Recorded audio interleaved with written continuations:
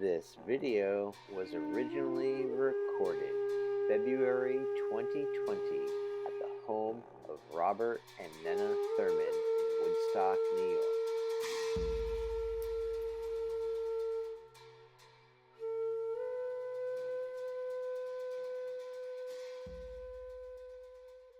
Hi, I haven't been online much lately, but I hope to soon. And I hope the audio here is good. I have a nice mic here nearby, and I never know if it's really going on the mic. Is it going on the mic properly? I hope so.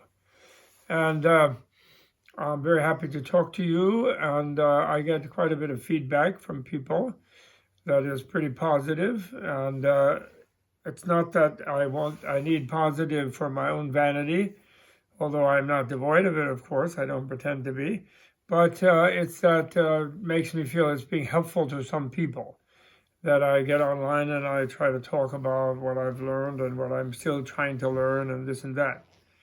And I have several topics I want to discuss today. One was about the whole issue of unifying sort of Buddhism, yoga, Hinduism, and actually what this one sociological study of about a decade ago, maybe a bit more, which was called, I think the title of it was The Cultural Creatives, in which it presented a little more hopeful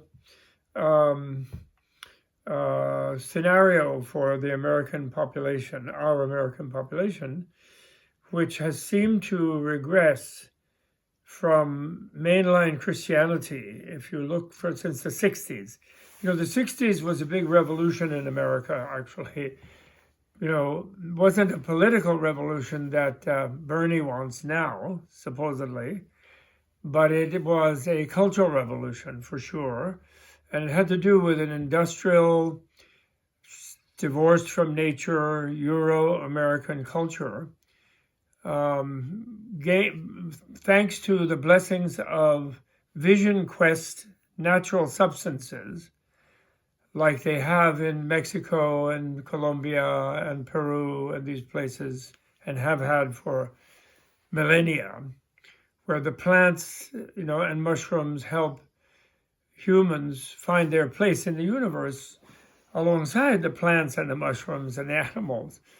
We're on the earth, and under the sky, which are Euro-American post-Western Enlightenment culture in our desperate attempt to escape from the oppressive control of the church that was really the Roman Empire expanded rather than Jesus expanded so much. Although Jesus' lovely presence was still there.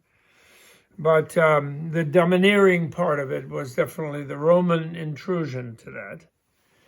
And this was broken up by the 60s Cultural Revolution, very much enhanced with mescaline, peyote, psilocybin from mushrooms, and then the artificial versions of, lysergic acid, diethylamide, the dimethyltryptamines, the tryptamines in general, and so on, and sort of more industrially isolated, powerful, active ingredients, let's say, and but this was a big revolution, and since then there have been two sort of major waves in American culture. I would want to say. One of which was a regression from sort of calm mainstream, mainline Christianity, which had its sort of tolerance of diversity, tolerance of science, adaptation to it and so forth. A little bit split personality there between the materialist science and the sort of subjectivist Christianity, but still tolerating that split, and underlying democracy and thing, and a reversion to a kind of fundamentalism in Christianity of the mega churches, where regressing into anti-Darwin, anti-science, sort of hoping for a miracle and yet staying completely disconnected from nature and waiting for the rapture and using up nature, if you will, continuing to use up and destroy nature. So, at the time of that book, I don't know the numbering today, but at the time of the book, the people who were they numbered that regressive group, let's say, to around 55 million or 60 million. And then the other direction was sort of associated with Hinduism, Buddhism, yoga, Christian mysticism, Jewish mysticism, Kabbalah, this kind of thing, going in a kind of more liberal, sometimes mysterious direction, but going in that direction. And a lot of it sort of non-denominational, still good with science and sort of not clear necessarily about whether it's materialist or spiritualist or what exactly it is. But what was good about that study was that was an equal number, about 55 or 60 million.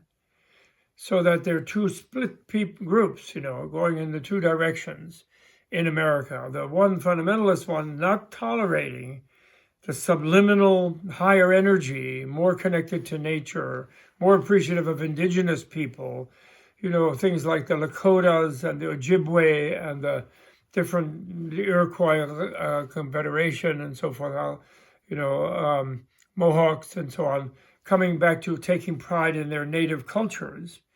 They're connected to that. Then the fundamentalists are all away from all of that and more off planet, really, heading off planet with the rapture, And so it's more hopeful if you feel these two divisions are sort of equal, rather than it's all back to the fundamentalists, and then they now have their evangelical president who is undoing democracy and turning the clock back 100% on separation from nature. Let's use it all up, that's making America great again, is destroying the planet and not wanting climate denial.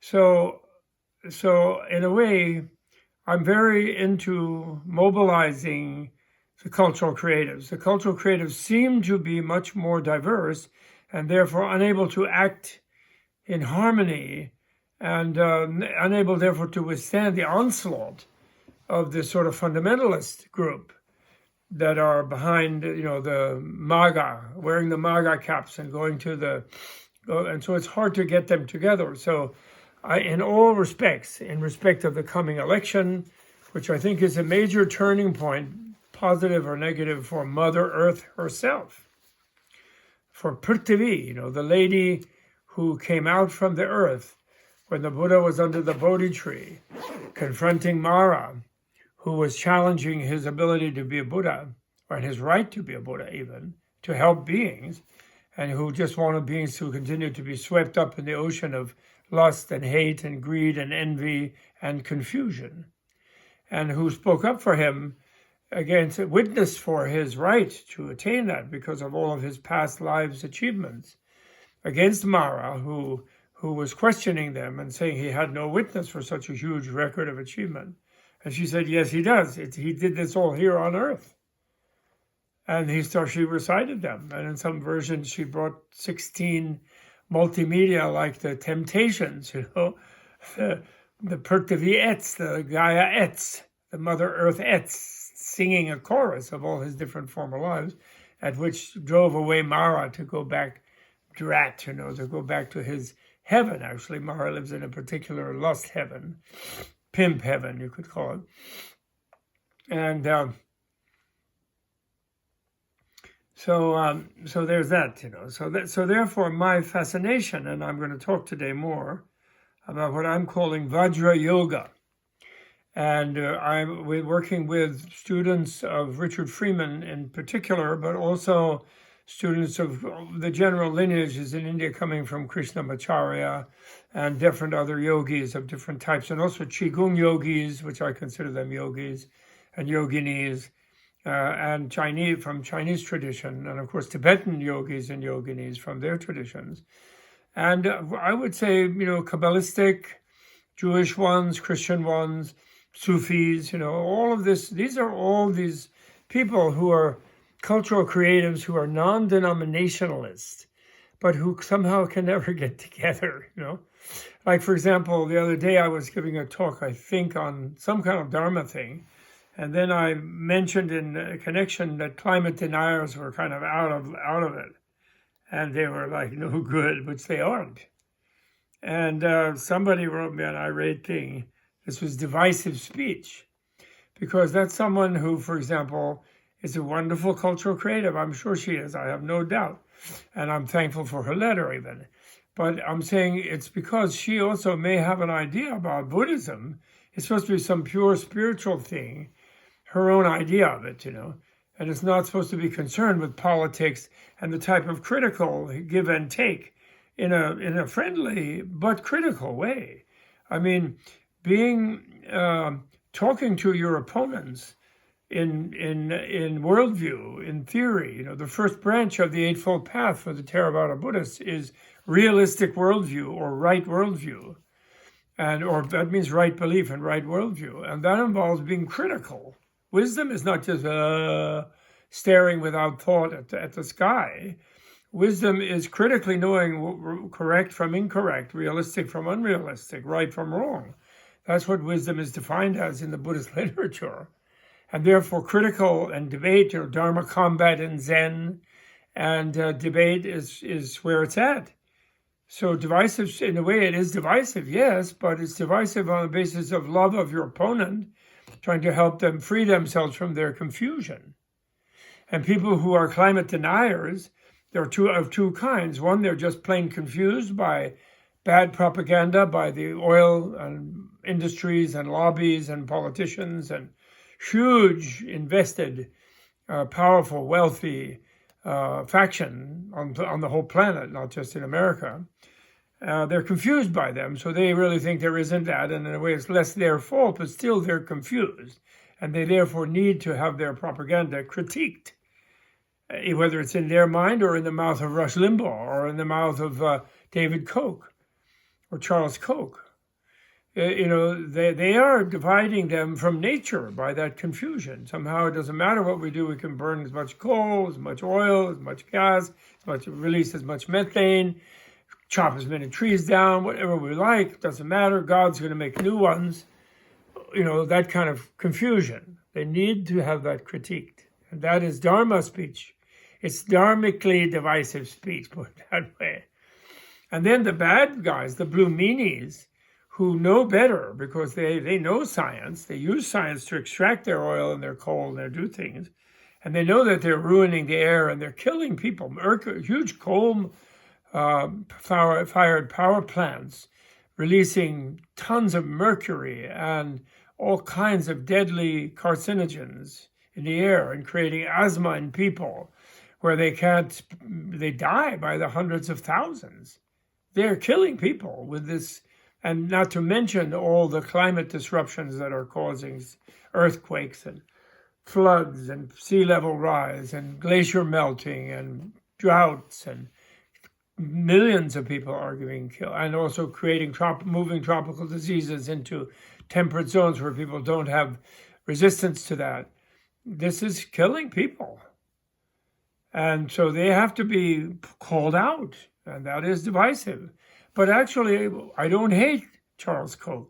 I don't hate Rex Tillerson. I don't hate the Exxon people. I might say they're a bunch of turkeys or something in a rhetorical way to provoke them maybe and get them to listen up, even if it's aggressively. But I'm doing it out of love for them. When they do things that cause the death of millions of people, that's not good for them, basically.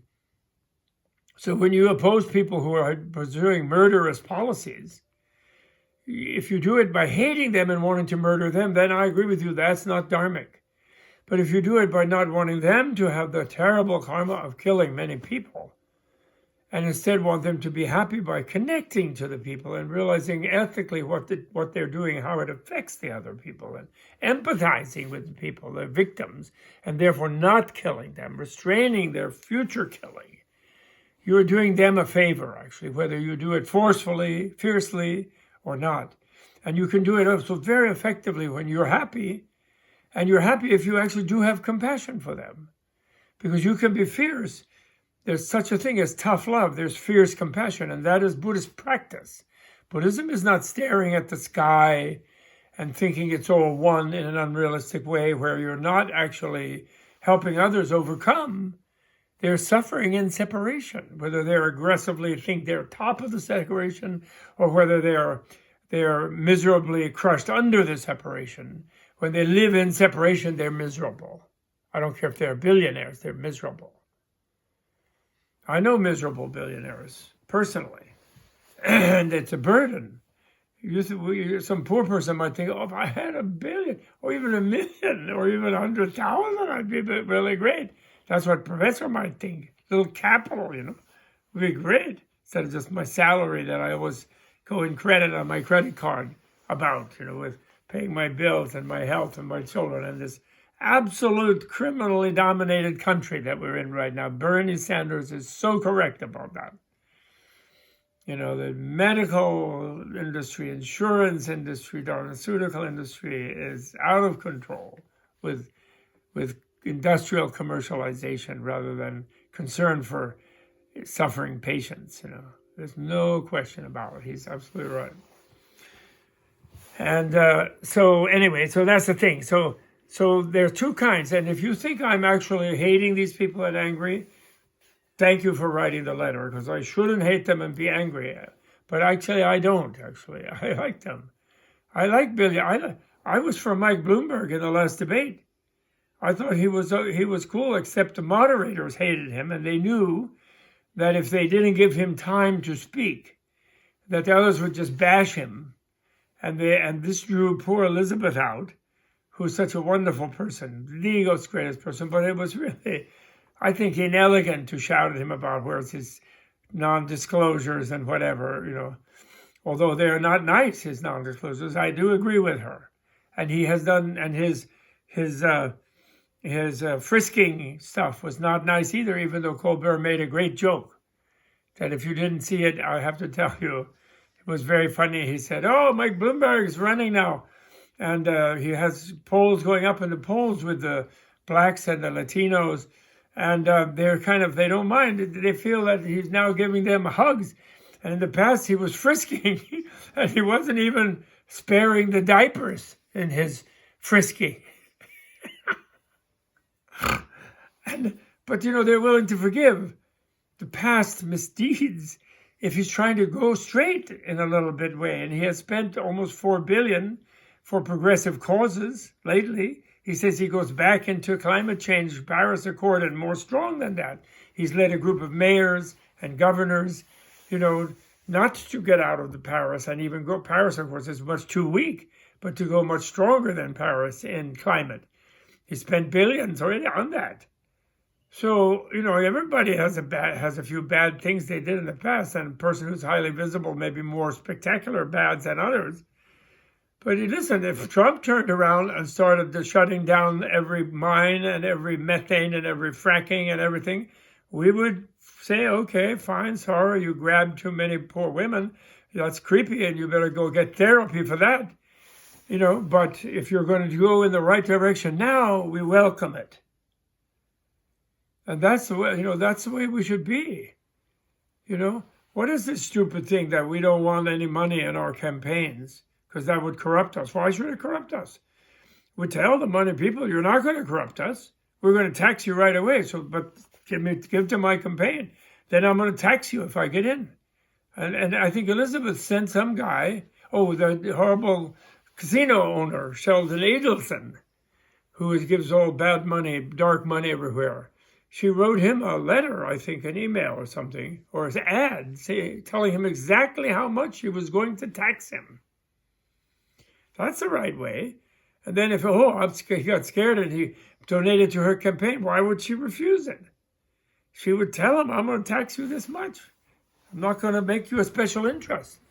But if you're willing to reform yourself and spend money in the right direction, I welcome you. Amy Klobuchar, bless her heart, she did say she welcomed Bloomberg on the stage and in the campaign. And then, of course, she attacked him. Although she couldn't reach that far, so she attacked Buttigieg next to her mostly. So, now you think maybe, oh, my podcast, I'm supposed to be Buddhist. Why am I talking about politics? Some people might think.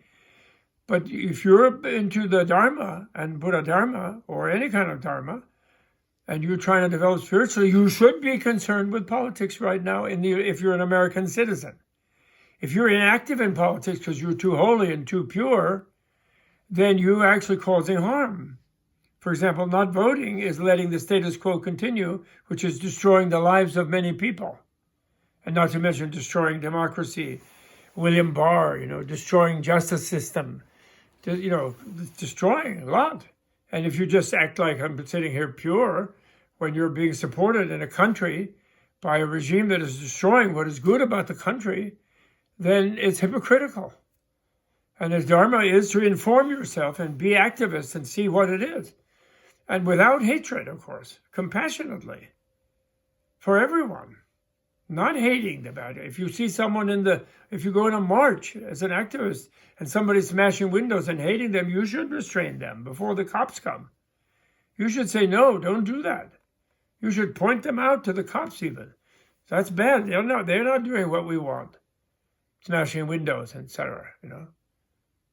So it's a more being compassionately activist. It's a little more involves keeping your wisdom going. True compassion only comes from wisdom. Wisdom is intelligence, super intelligence. It means knowing exactly how to go about it. Like the Women March was a compassionate march. It looked fierce, and some people might have thought the women were all just plain angry, and some of them probably were angry about Trump and everything. But the overall drive of it was compassionate, which is witnessed by the fact that they're all wearing knitted pussy hats.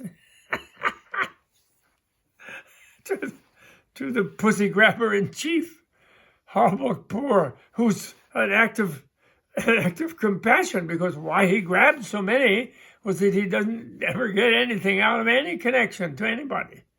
Clearly, he's so armored, to use a Wilhelm Reichian thing. He's so shut off within himself, still missing his mother's love. Can't accept true inner melting, obviously. And therefore is sadistic and aggressive with people. And sadistic in his politics, for sure. This is Buddhist wisdom cultivation. Is thinking realistically and clearly. There is no reason for anybody, any human being on this planet Earth to be miserable and wretched.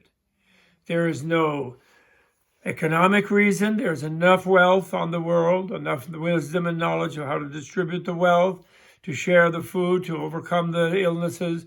There has been for a long time. If it was shared not in a fake dictatorship of the proletariat way, of state, militarized, Bolshevik nonsense. That's not even true communism, but more Jesus communalism, let's call it, of really taking care of everybody on the block. And there will be disparities. Some people will be more comfy than others, but no one will be destitute and starving to death and, suffering miserably of some incurable something and whatever, There's no need for that, really. There's no need. And then you say, well, but there's so big a population. People will say, well, that's only because people are too desperate. That has to do with people twisting religious ideologies into justifying the oppression of women and not educating them. Muhammad never said don't educate women.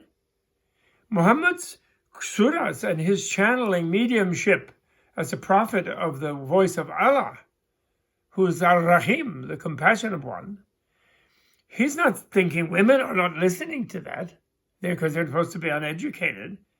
He wasn't making a text because it wasn't written down as he transmitted it.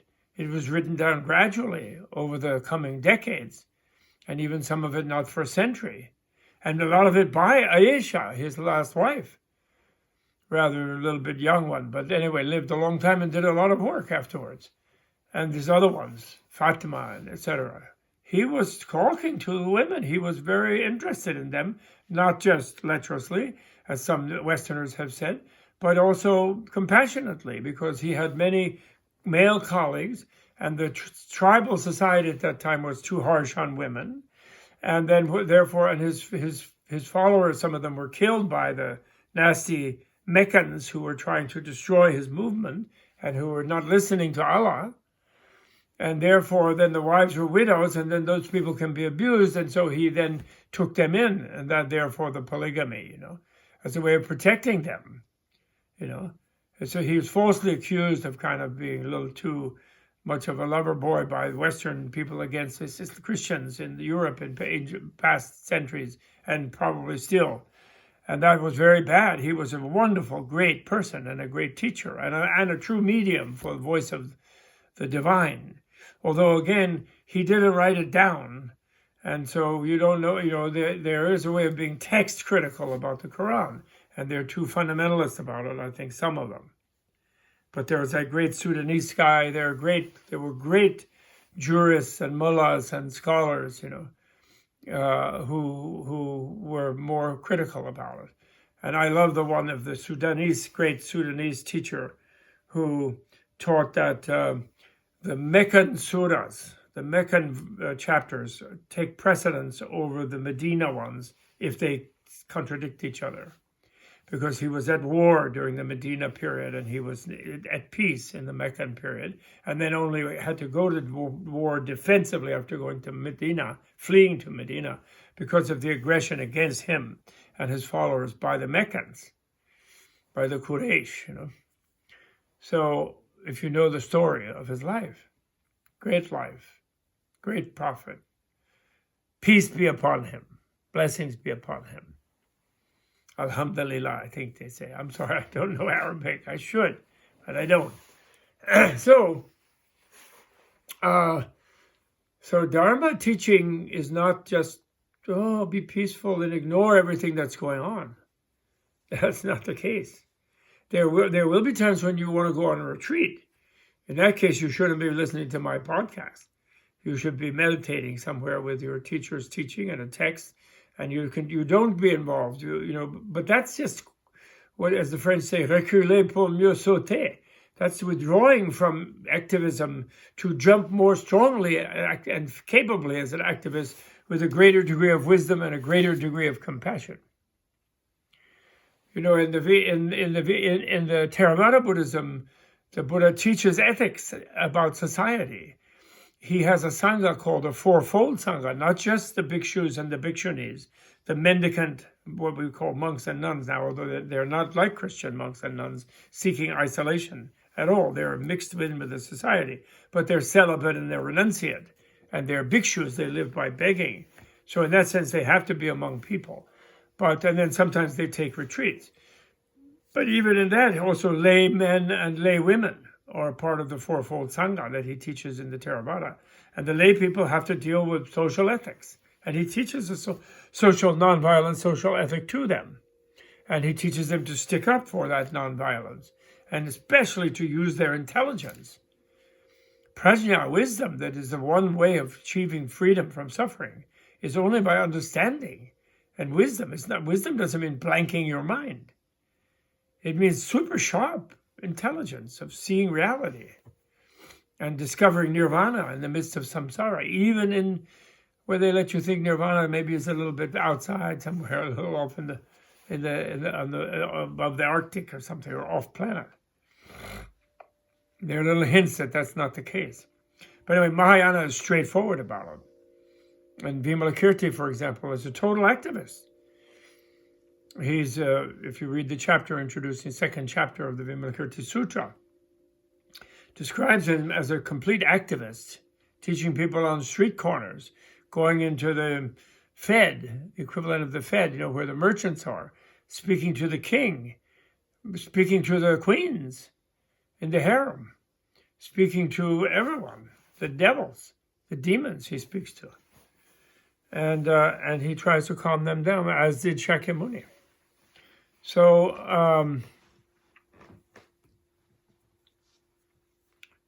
that's about the activism, right?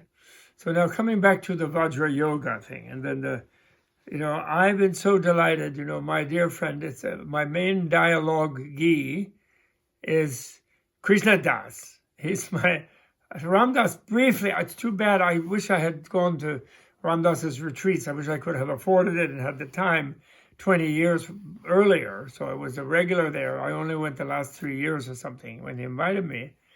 But I loved the dialogue with him, and I told him about the Buddhist Hindu so-called divide. I gave a Yogi Berra statement to him. I said, because he asked me, he said he was upset because he likes his soul, his Atma. And there's this simplistic thing that Buddhism is anatma. There's no self, or you can translate Atma even as soul, although that's not as good as self. Jiva is more like soul, actually. But in Sanskrit rather than Atma. But anyway, he said, I'm having a problem, Bob. He said, I'm glad you came. I'm having a problem. Can you help me? I heard maybe you could help me. And that is, my problem is, I like my soul. I'm a Hindu. But all my friends are Buddhists. And they all tell me I don't have one. And I can't have one. And it makes me unhappy. Because I like mine. And I think I do have one. And then I told him what actually Dalai Lama also has agreed to decades ago. Of course you have one.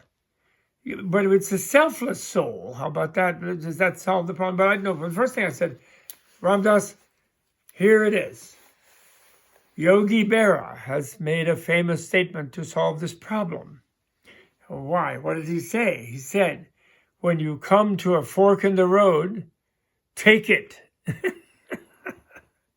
Sorry, I laugh at it myself, but I'm not laughing at myself. I'm laughing at Yogi Berra. So that means you have a self and you don't have a self. Okay? Your soul is not a self-soul. So in a way, you could say your soul doesn't own you. You could say you don't own your soul. You could say your soul owns you, though. So in that sense, you have a soul.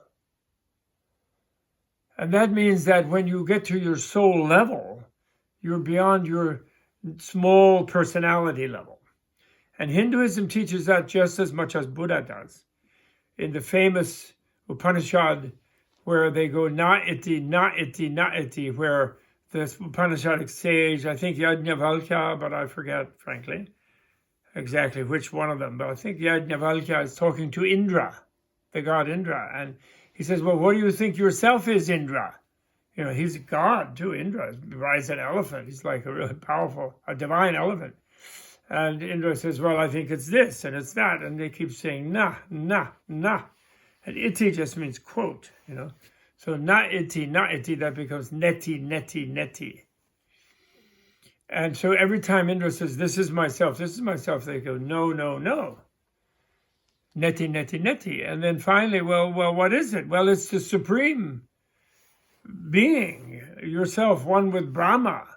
And Brahma, of course, is the whole universe. Brahma was God, the creator, within that particular ideology. So that's, you don't own God, but God owns you. So that Paramatma is what, and then the Buddhists use that expression too, Paramatma, supreme self. And they say that Nairatmya Paramatma, the supreme self of selflessness. So what your true self is everything, in other words. So you're one with everybody else and you're at your level of your true self. And that's why you love them all. Dim Karoli Baba Maharaji, he told Ram Dass, speak the truth and love everybody, which he did, our great saint Ram Dass. Not bad to praise Ram Dass, the dearly now recently departed Ram Dass. It's good to praise him. He is our bona fide American saint. Now, really, you can verify it, and it won't go to his head because he passed away. It might. In fact, if it does come to his head as a saintly, heavenly being, that would be good, and it might inspire him to take rebirth again, and again become a Harvard professor. But this time be Ramdas, call himself Ramdas as a Harvard professor, and teach the Dharma, as well as psychic, which is a more deep psychology, actually, than the Western one he had taught in this life, before he became Ramdas. So that's the thing. He should reincarnate in the psych department at Harvard and a more compassionate psychology than the one they have at the moment, which is corrupted by materialism and the neuroscience idea that there's no mind inside that brain. And he will come and Dr., Professor, PhD Ramdas in future life will come and reject that and will show that you can be a scientist and have a soul and be loving and have a loving science, or what the great Nietzsche called the joyful science. I love that. That's cool. So, but anyway, this was in the line of overcoming this nonsense that Hinduism and Buddhism are two opposing things. There were many Buddhists over many thousand years who debated one another and were opponents in their worldview between different schools in Buddhism, and even within the same school, different interpretations. There were Buddhist-Hindu debates also between individuals, whatever their worldview was. And then there were many intra-Hindu debates, the Nyayas versus the Sankhya's versus the Vedantas versus the Mimamsas. There were 6 darshanas, they said, 6 views, 6 beliefs, and philosophical systems, they later come to call them. Siddhantas, many Siddhantas. Then Shaiva Siddhanta, Vaishnava Siddhanta. Siddhanta means like an established view or a belief. Proven belief, though. They generally didn't like blind belief. Indian philosophers. Generally not. That was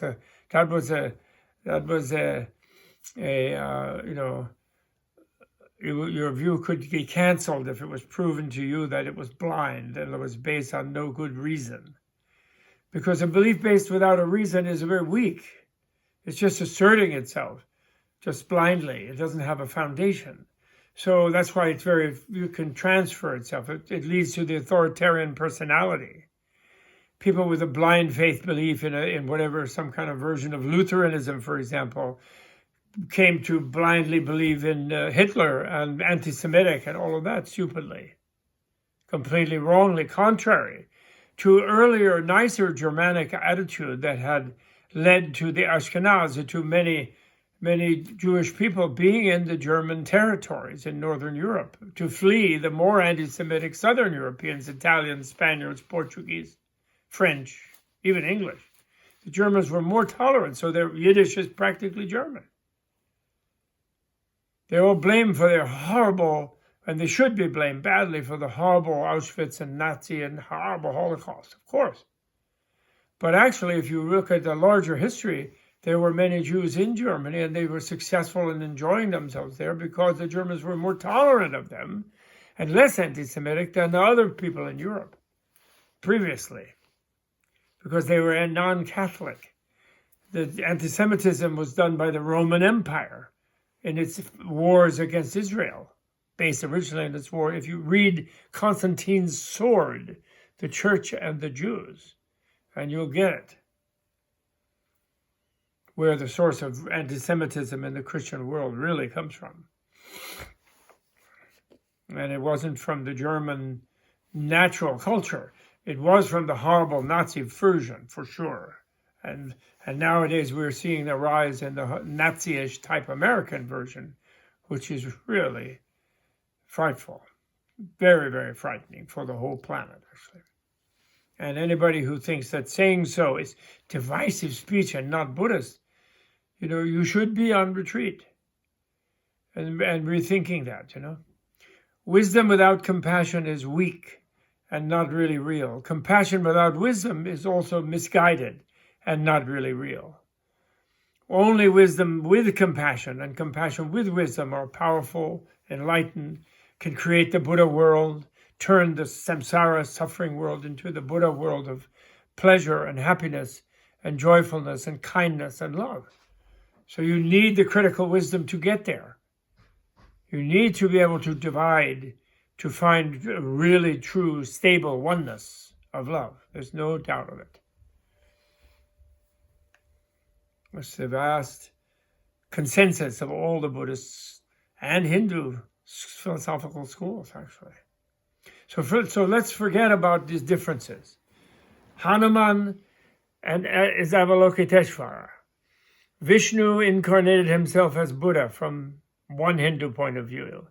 Or Shiva incarnates himself as Vishnu and Shiva and Shakti and Buddha and everything. Or Brahma emanates as, they all inter-emanate each other. It's the way the Indians avoided getting usually too ferocious in their opposition to each other and religious wars and things between different versions. Their hit record on that is much better than the Western one. And between Indians and Buddhists, until the Buddhists were gone, they also did that. Like Buddha was an incarnation of Vishnu. He's the ninth, Hari Rama, Hari Krishna, Hari Buddha. If you're really following all the forms of Vishnu. And from the Buddhist point of view, Avalokiteshvara, the worrying God, the kindly looking on God, the God who loves every tiny little ant and so forth, the form of Buddha, who is the worrying one, because of the excessive compassion, who is the compassion of all the Buddhas. That Avalokiteshvara incarnates as all the gods everywhere from the Buddhist point of view. He appears as a god, anybody who needs a god. They say, he, she, he can be female too. Or he can be an animal. He can be a planet, actually, even. The Buddhist sort of theistic, infinitheistic, I call it, not monotheistic and not polytheistic, infinitheistic. The Buddhist infinitheistic view is the omnipresence of all Buddhas throughout the universe, taking care of us all, and trying to help us out of our pit of ignorance and self-inflicted unnecessary suffering. That is their job. They didn't create it, the situation, though. And because actually, ultimately, the situation is uncreated. That's the good news. I know that's complicated. Never mind, we're not getting to that. So anyway, everybody agrees the great gift of India itself is its great Sanskrit language. The Buddha chose to manifest his enlightenment in the 3rd century in the Axial Age in the fullest, most scientific way in India. From the Buddhist point of view, he also manifested as the pre-Socratics and Socrates in Europe, and he manifested as Isaiah in Babylon, collecting the Talmud for those people, and he manifested as Confucius in China and as Zoroaster in Persia, and as many, many medicine men and women in many indigenous tribal groups all over the planet simultaneously, because Buddhas do that. They don't just go and take care of one little group and say, I couldn't help the others. They help everyone, and they don't have to be Buddhist to be helped. And it doesn't have to appear as a Buddha. But the Indian society at that time was the richest, most blessed one in Eurasia, at least. And therefore, he could have the most leeway to present the version of reality that is maybe more difficult for simple-minded people to get. Finally, scientific psychology, scientific biology, scientific physics of relativity. It might be too chaotic for people at a more simplistic level that kind of want to be bossed around up to a point, etc., to avoid getting into too much chaos and conflict with each other at that time.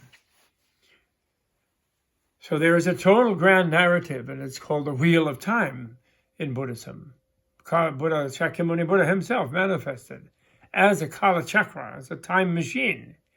But it wasn't a time machine traveling in some sort of rigid, fixed flow of time that is the inalterable history of the material planet at all. It is that he turned the material processes of the planet into a time machine. You could call it an evolution machine, a place to bring maximum number of beings into the human form, and through the human form into the enlightenment form, into the Buddha form, to be able to therefore really create a land that would be the ultimate university for enlightened beings, and kind to all the animals, and helping the animals to evolve, and through them, and then into the most best educational form, the humans with the language. The gods are the more comfortable than the humans, but they're not the best educational because they're too lazy, because they're having too much pleasure. So they don't go and study their, relativity 101, their psych 201. They don't want to study it. Don't bother me. I'm in my 1,000-year jacuzzi, type thing with my girlfriend or boyfriend. So they won't study, So the human is really best. Anyway, that's the Kala Chakra vision, best of all possible worlds, which is esoteric, because bad guys will use it to say, well, whatever nasty thing I do will still be best of all possible worlds. And so they misunderstand the implications of best of all possible worlds. It's only when enough beings are able to understand that the best of all possible worlds means they should use their time in best of all possible ways, which means lifelong education, lifelong evolutionary education, using their human intelligence and their ability to go into micro meditations and micro world and out-of-body experiences and deep one-pointed concentrations, and use all of that ability to evolve as a being to where they can even then die consciously. They can lucidly dream, lucidly die, lucidly be reborn, even be lucid awakening, know what they're doing when they're awake, instead of just following their inner promptings of their, the Rush Limbaughs of their culture and just being ditto heads to their culture. No, lucidly waking. That's the goal of lucid dreaming. Reason for lucid dreaming is to learn to be lucidly awake. To really know you're awake when you're awake, as well as be awake. Then you're much more mindful. That's why mindfulness is the root to that. That's why it's such a big, important foundational teaching. Okay? So good. So this is it. Then we come to the body yoga. Now, there are so many levels on which few million people, I think, now in America, maybe more, are doing some kind of yoga. And the cultural creatives, all 60 million of them, are doing yogas of some kind. And some of them are doing it just for health. Some are doing it for vanity. They think they'll look better, be more trim, slim, it's like a sport. Eventually there might be yoga dancing as an Olympic category, or Olympic gymnastics, yoga gymnastics or something, probably. And that's all right, because their body is like a dancer.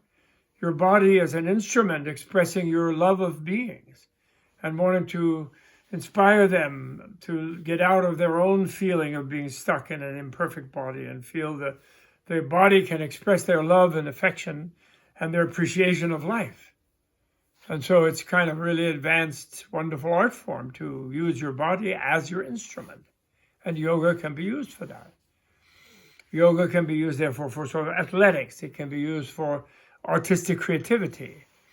Then yoga can be used to unify body and mind, where you sort of meditate more with your body. And these are the most advanced stages of Tantra, non-dualist thing, which comes to do with having realized, in belief system terms, of the fantasticality, the magicality, the divinity, really, of the human embodiment, and as an instrument for learning.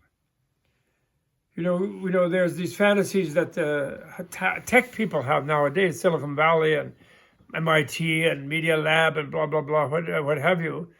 Silicon Canyons in New York even, where, we all want to download and become this marvelous computer so that our mind with its computer, we can be cyborgs, so the mind with the computerized mind that can beat everybody else at chess, that can be the one in the cyborg field of the matrix, can bring the body with it, and the body becomes a matrix creation.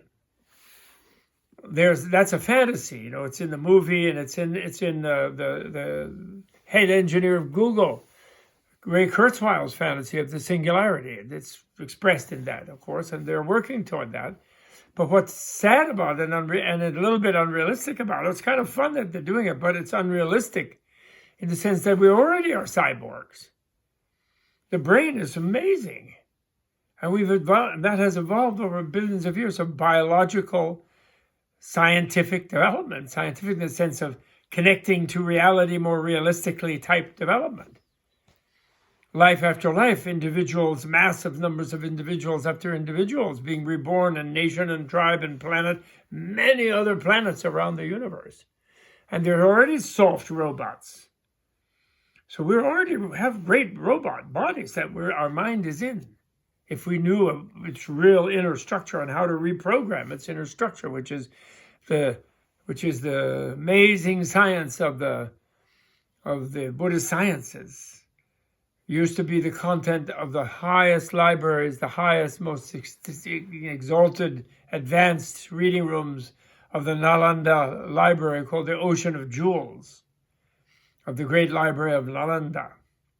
And that was translated, it then was burned there in India, because by some people who never imagined there could be such a precious thing, just thought books are just brainwashing things, and therefore burned those because they weren't their books.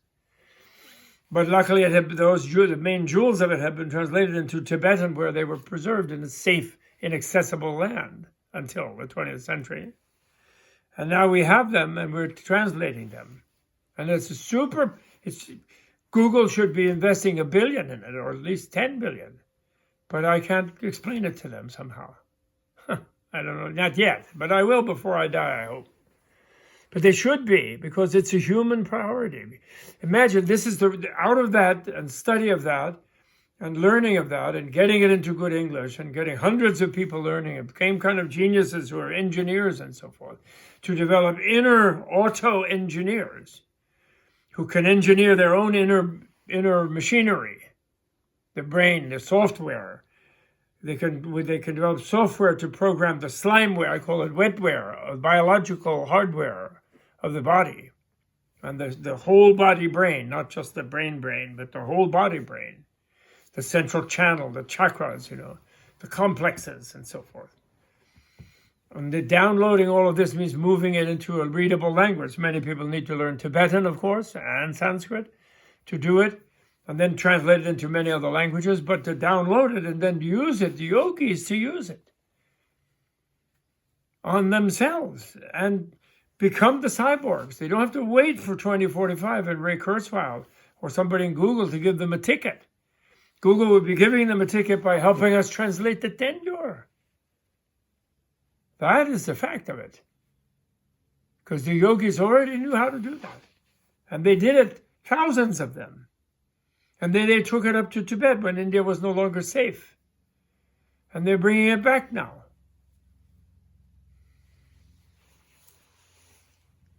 So this is the Bhadra Yoga.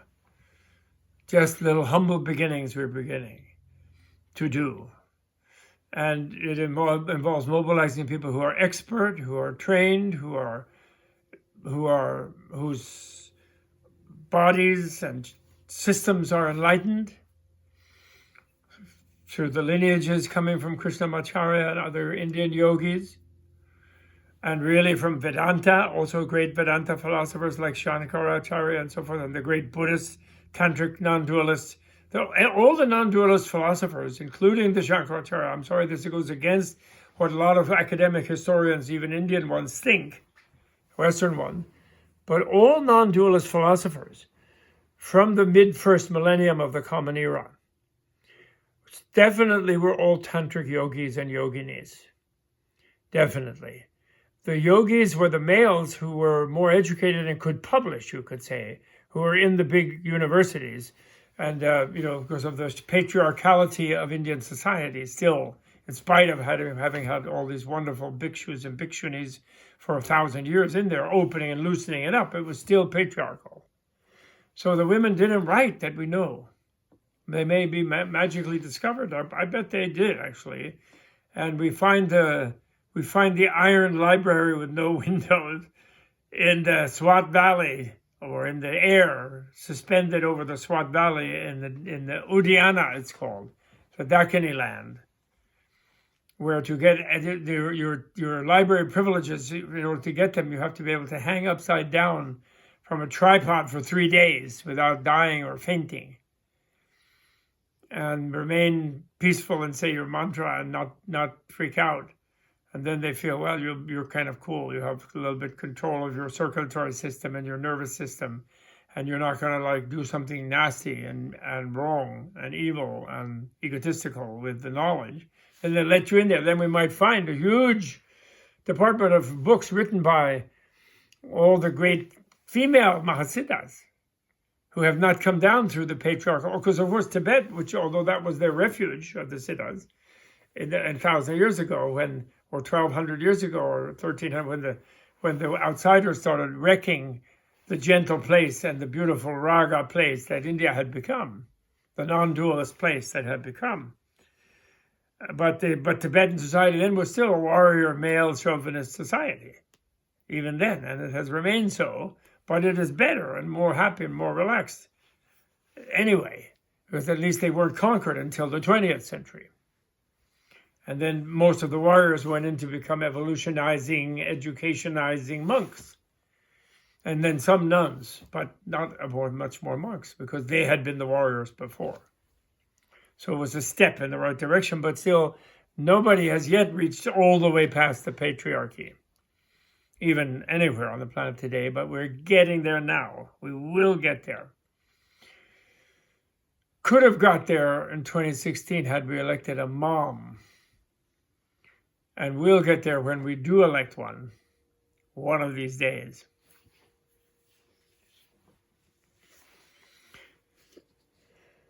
So that's what we're beginning to do at Menla. By the blessings of His Holiness the Dalai Lama, there is this place, the Medicine Buddha retreat, resort, and spa, where one can go to heal, and it's a Bayul, a hidden valley here in the U.S., in the Catskill Mountains, meaning it's mountains on all four sides around it, protected, out of the flow. People can do retreats there. And then we're developing yogis and yoginis. But we're not a cult that is hidden. It's not hidden in that sense. But it is a little hidden temporarily, but no one can stay there forever. Like the Shangri-La Valley, where they go and then they become young, have eternal youth. But they find the keys to eternal youth, but then it immediately has to be brought out into the larger world. Because the world needs activism now. We're in the time of planetary change. Greta Thunberg is our leader. She's telling us now, no more nonsense. And we can do that. And we have to do that.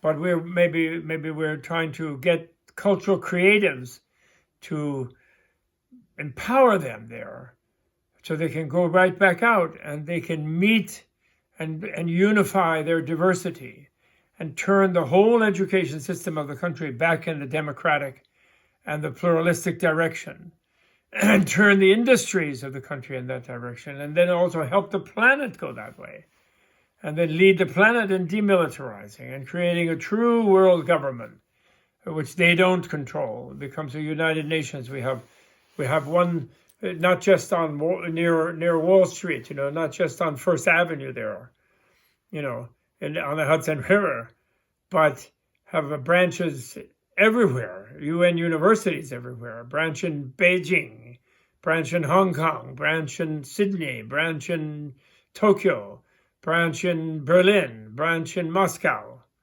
branch in Cape Town, branch in Lagos, branch in Cairo or in Egypt somewhere, Sudan or something. Air Kenya, UN, really a genuine UN with the ability to see to it that there's such a thing as international nonviolent law, ethics, and that law is ethical. There's not this fake separation between law and ethics, that law and ethics are one, because they are evolutionary. Being ethical means you're using your life in an evolutionarily positive manner. So that's what law should be. There's really it's the whole concept that law is something different means that's unjust. Something different from ethics is not correct, actually. Something erroneous there, having to do with the scientific shortfall, lack of understanding the true nature of evolution and of the individual and of society. So it's allowing for an excessive degree of egotism, allowing for example, making corporations individuals to act in it to ruin democracies, which is not possible, for example. Okay, so I think that's mainly what I wanted to talk about today. So therefore, Bhadra Yoga means that you learn non-duality in scientific manner, and you fit in, and then you move to you're moving your body in that non-duality to become an expression of to learn like your mind learns, your body is also learning simultaneously. So we're compressing the preliminary, the medium and the advanced levels of study into a faster cycle. And then finally, your body is expressing your understanding by controlling your inner energies, your values, your inner winds. You're doing inner and outer value yoga and this sort of thing. So that's what we hope to do. We're doing an experiment for that. And then, dear George Soros has given $1 billion for a new climate-oriented university worldwide connected to Bard College, which is not far from us. And then hopefully we can develop a connection with them and can become a research connector for them. And maybe offer also courses on their campus from some of our graduates who are teacher trained by us. I can't really get too far with it. I'm too old. I'm almost 80. I'll be dead, but I'm just trying to set it up.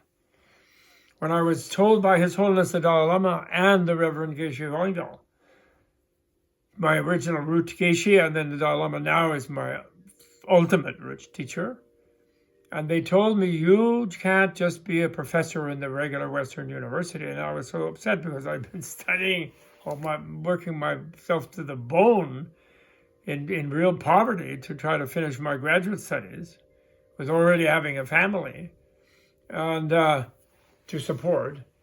And they said, you can't just be a professor. I said, what do you mean? I just got to think, no, I'm going to be a professor. That's going to be my job. Yeah, well, that can be a day job, but you also have to translate the whole tenure.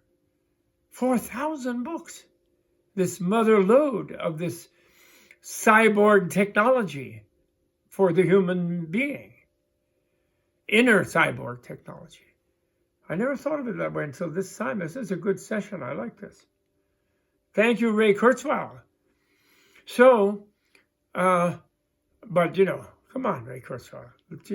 Try to get over the materialism dogma, So they said, that's what you have to do. Then when I complained, well, how can I do 4,000 books in one life and forget about it? I was only 30-something at that time. And they said, no, not just in one life. You not get that much done, but you set up institutions to do it over 3-4 generations. And I more or less forgot about that, the 3-4 generation thing. Although then I heard Dalai Lama told the president of Colombia. He said, oh, don't you, that Professor Thurman needs at least 3 lifetimes to finish his project. Like, what? When they were having lunch. I had brought them together for lunch. I didn't know what, was going to go on at lunch. And suddenly he's talking 3 generations. And then the resistance of the materialist university exerted itself in a humorous, of course, and was a very, very convivial luncheon.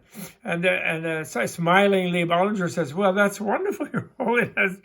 But unfortunately, too bad, we don't have that reincarnation system here at Columbia. And everybody laughed. And but in a way we do, because I have an endowed chair, and somebody has to come who will continue, who's somebody who's around 50, 45, hopefully, and continue what I started there. And there's an endowment to support them to do that. It's just they have to hire the right person. That's what my colleagues have to do. I hope they will get on it. It's been time, hurry up for them to do that. So we were connecting to that. And then I'm trying to make a place in India, in Andhra Pradesh, where Nagarjuna lived, Nagarjuna Konda, near where he lived, because where he lived is underwater, because they put a dam up and they have a wonderful irrigation system coming out of it, which they do need in Andhra Pradesh there, and it helps the prosperity of that area. So it's okay.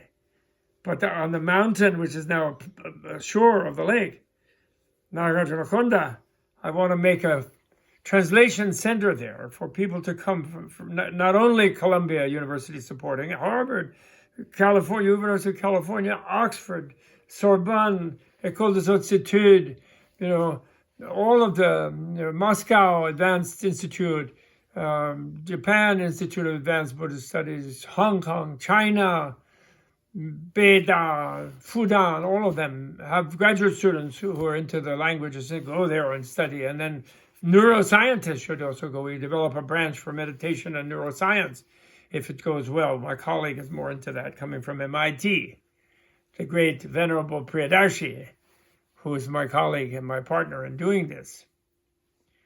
So that's my attempt to set it up for the next 2 generations, at least, past the time of the singularity, 2060, and I'll hopefully be a teenager at that time, maybe, or in my second life by then. Who knows? Okay, so that was that, and then what else? There was one other thing I wanted to address, but I think that's about it. Okay. Oh no, one last thing. I want to recommend a book to everyone, especially who cares about climate. Now I'm putting my hat on of the Climate Reality Project Leadership Training. And, you know, Al Gore doesn't teach this. This is in my edition. And some people might yell and scream about it if they happen to hear that. I'm starting to be more public about it, because I am completely persuaded by a book by Joshua Goldstein called, and another co-author, I apologize to the co-author, Vlimk or something, his name, it's like a Czech name or something, the co-author, very important co-author, the both equal contribution they made, called A Bright Future. But in that, they really do a corrective to our green, hippy-dippy green thing, which is itself great, and they also think it's great. But we somehow got convinced early on, because of the clumsiness of the American nuclear power industry, that nukes are hopeless and its pollution byproducts, you know, Hannaford and all the mess up and the nuclear weapon thing and everything, because we are, of course, anti-nuclear weapon, which we will remain 100%, but we got convinced that nuclear power generation is hopeless. And that was wrong. And I admit I'm wrong. That book, you know, scientific and political, but especially scientific and arguments completely convinced me of my having been wrong, because there are for further generations of nuclear power generation that are infinitely less polluting as far as the byproduct, final byproduct, when it wears out, you know, after 50 years of producing terawatts of energy. When one of those power plants wears out, the amount of byproduct is so much less. It's highly potent, but it's so much less than the coal byproduct, than the oil byproduct, than the gas byproduct, and methane byproduct. It is so much less that it is just ridiculous to continue polluting. And the coal and all those byproducts, they completely are making the global warming, where we're going to have a complete catastrophe of ocean rising and everything. And the proof in the pudding is Sweden is already carbon neutral already. Forget needing even Paris Accord. They're already carbon neutral. Even they don't have all electric cars like Norway, because they're not as rich as Norway. But they're carbon neutral because they have this new generation of highly effective nuclear power filling the gap by shutting down the coal and the oil. So the renewables and the wind and the solar and the geothermal and all of that which they take time to get going. And we haven't yet figured a way of battery storage, and also battery stuff is very polluting too. But we haven't figured a way of getting there 24 hours and with the advanced energy needs of a mass society. And we can't sit and hope that rising ocean levels are going to just kill off enough people where we can just a few million of us live like green people. That's ridiculous. We don't want them all to die. We welcome all the human beings. We think there's a natural tapering off of the climate curve, of the population curve, giving women power. Then they won't have too many babies. That's proven. That's not a mystery. We just have to intervene in societies where women are slaves and see that they get liberated democratically. And then they won't have 7, 8 children anymore. They will not. And then population will diminish in a gentle, natural way without killing anybody. Meanwhile, we welcome as many humans as we can get, because they become cyborgs. They can educate. They can become great beings. Maybe go out and help animals on other planets. Help the animals, not kill off the animals on this planet for sure. Bring them back. Making the Jurassic World.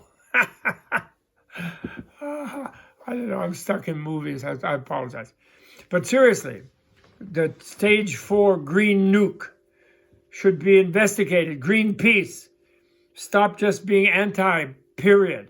Be anti any antiquated, horrible, unsafe one, of course. And anything that helps any kind of nuclear weaponry business, totally let's be anti. As before. But let's correct course here and realize the need for these kind of small-scale thorium reactors, this kind of thing, this kind of tech. Let the tech people do that. And that South Koreans can build one for $2 billion that will produce what $2 billion worth of coal-fired power plants would produce with 0 carbon, whereas the $2 billion of coal-fired power plants that they're building in China, for example, right now, are adding gigatons of pollution, carbon pollution into the air, which we cannot have. It's not in our carbon budget. Yes, Greta Thunberg, thank you. It's not in our 360 gigaton carbon budget to have that same power produced by coal or even oil or even gas. Okay? So let's build those South Korean nukes. Let's take 100 billion out of our defense budget, buy 50 of them and give them to the Chinese if necessary, to turn off all their coal ones immediately. And India. Give 25 each, or 30 to China and 20 to India. And have the South Koreans build them and train Chinese and Indians to build them themselves. And that gives us the breather and makes us meet the half of the carbon pollution by 2030, which is when we need it, 2035 to save California. That's when we need it. Can only get there with the green nukes. In addition to continuing of course, remove all subsidies from oil, and goes without saying, and putting all those subsidies into the other thing. Give such kind of nukes to the Saudis and tell them to leave it in the ground, the rest of it, and make solar and to start solar industries and have an economy, proper economy, diversified economy. Okay, that's why I wanted to end on that. Get myself in trouble. I'm going to get angry letters from green people that I've been brainwashed by the nuclear power industry. No, I haven't. You read A Bright Future and hear of the success of Sweden, Ontario, and to a lesser degree, but to somewhat, France. And read about the disaster in Germany from having stopped their nukes. Disaster. What the coal plants, the lignite coal is doing in Germany. Disaster. Read about it. And realize we need to give the Germans a bunch of green nukes to get rid of that, turn off those lignite coal plants at once to meet their Paris, double Paris we need, double, triple Paris we need. Okay, that's it. So my last very non-Buddhist, very divisive, very controversial statement of a non-scientific, ignorant, just, Greta Thunberg crazed person, Al Gore pumped up person, saying, reconsider green nuke, stage 4, or whatever they call it, stage 4 nuke, stage 3 and stage 4 type nukes as a super green necessity. Okay? Right now. Thank you. Bye.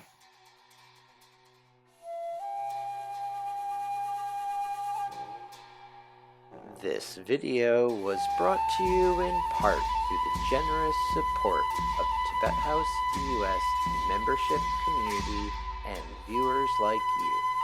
To learn more about the benefits of Tibet House membership, please visit tibethouse.us. Thanks for watching. Tashi Delek.